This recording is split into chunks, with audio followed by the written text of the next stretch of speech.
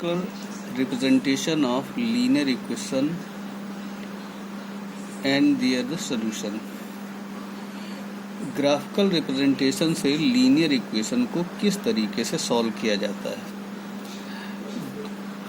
अगर दो linear equation दिए गए हैं, consider the following system of simultaneous linear equation. L1 का मतलब जो लीनियर इक्वेशन कोई भी है वो एक लाइन को रिप्रेजेंट करता है, इसलिए इस इक्वेशन को e1x plus b1y plus c1 is equal to 0। यहाँ पर ये एक इक्वेशन है जो कि लाइन को रिप्रेजेंट कर रहा है, इसलिए L1 फर्स्ट लाइन पर, और दूसरा है a2x plus b2y plus c2 is equal to 0। ये भी लीनियर इक्वेशन कोई भी फर्स्ट डिग्री ये लाइन को रिप्रेजेंट करता है। तो L1 लाइन है और दूसरी लाइन। अब इनके बारे में हम कैसे बता पाएंगे, इनमें क्या रिलेशन होगा उसको सॉल्व करने के लिए। अब वो लाइन किस तरीके के हों उनके बारे में बता सकते हैं। अगर दो लाइन सेम प्लेन में, for the two lines in a plane we have the following. अगर ये दोनों जो लाइन होंगी वो किस तरीके की लाइन होंगी, इंटरसेक्टिंग लाइन होंगी, पैरेलल लाइन होंगी या कोइंसिडेंट लाइन होंगी, वो किस तरीके की लाइन होंगी, इसके बारे में यहाँ पर डिस्कस करेंगे। तो इनमें से ये दोनों लाइन, एक तो ये हो सकता है कि दोनों लाइन इंटरसेक्टिंग लाइन हो जो कि इस तरीके की है, या दोनों पैरेलल लाइन हो जिसमें कि ये दिया गया है, और कोइंसिडेंट लाइन यानी इस लाइन के ऊपर या इसी पर लाइन दूसरी हो, या इसी को कह सकते हैं ओवरलैपिंग लाइन है। तो इन तीनों में से कौन सी कंडीशन होगी इसके लिए डिस्कस करेंगे। तो इसमें से फर्स्ट कंडीशन है ये दोनों जो लाइन होंगी वो intersecting, two lines intersect at A point, एक जगह इंटरसेक्ट करेंगी। या दूसरी कंडीशन हो सकती, पॉसिबिलिटी ये हो सकती कि दोनों लाइन पैरेलल हों।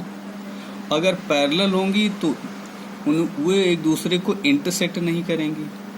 और तीसरा है two lines are coincident. Coincident मतलब एक लाइन और ठीक इसी के ऊपर दूसरी लाइन भी है, तो ये ओवरलैपिंग लाइन इसे कह सकते हैं, coincident line. In this case the line overlapped, यानी लाइन के ऊपर लाइन जो बनी वो जी है। तो फर्स्ट केस में ये दिया गया कि when the line L1 and L2 intersect at a point, यानी दोनों लाइन एक दूसरे को एक ही पॉइंट पर इंटरसेक्ट करें, तब कंडीशन क्या होगी। अगर दो लाइन एक दूसरे को इंटरसेक्ट करेंगी तो L1 लाइन और L2 लाइन है एक दूसरे को इंटरसेक्ट करेंगी, ये P पॉइंट है, और P पॉइंट के हमने मान लिया कि यहाँ पर x की जो वैल्यू है कुछ होगी और y की वैल्यू, तो x की वैल्यू अल्फा और y। तो अगर एक ही पॉइंट पर सिर्फ इंटरसेक्ट करेंगे ये दोनों लाइन, तो ये कहलाएगा कि ये यूनिक सोल्यूशन है। अगर दोनों लाइन एक दूसरे को एक ही पॉइंट पर इंटरसेक्ट करेंगी तो ये यूनिक सोल्यूशन, सिर्फ एक ही जगह ये इंटरसेक्ट करेंगे।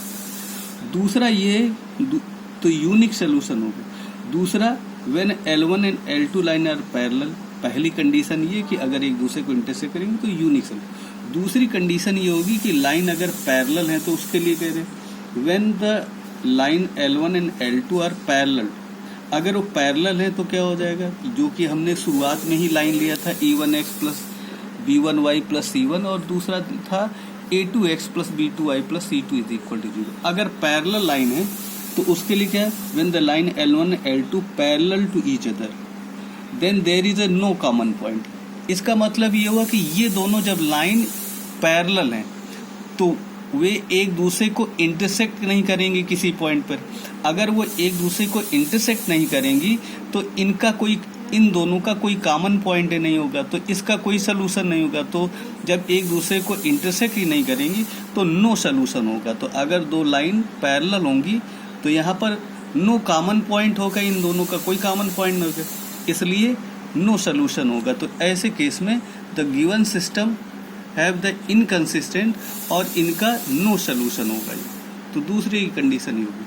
तीसरी कंडीशन इसमें यह है कि when the line L1 L2 coincident, यानी एक लाइन ये और इसी के ऊपर एक लाइन और ये, तो कोइंसिडेंट लाइन कोई हम लोग ओवरलैपिंग लाइन इसी लाइन के ऊपर ले, तो L1 और L2 लाइन कोइंसिडेंट, जो कि शुरुआत में हमने कंसीडर किया था कि ये अगर L1 L2 कोइंसिडेंट लाइन है तो उसके लिए क्या होगा, तो ये सिस्टम ऑफ, ये दोनों जो इक्वेशन है, the system of linear equation is, इसमें जब एक लाइन के ऊपर दूसरी लाइन अगर रख दिया जाएगा तो इस पर जितने पॉइंट होंगे इनफाइनाइट पॉइंट, तो वही पॉइंट इस पे भी होंगे, यानी इसके इनफाइनाइट पॉइंट कॉमन होंगे दोनों पे, जो कि एक दूसरे पे। तो the system of linear equation has the infinitely many solution, इस पर और इस पर इनफाइनाइट पॉइंट एक दूसरे को इंटरसेक्ट यानी कॉमन पॉइंट होंगे, तो इनफाइनाइट मैनी सोल्यूशन होंगे।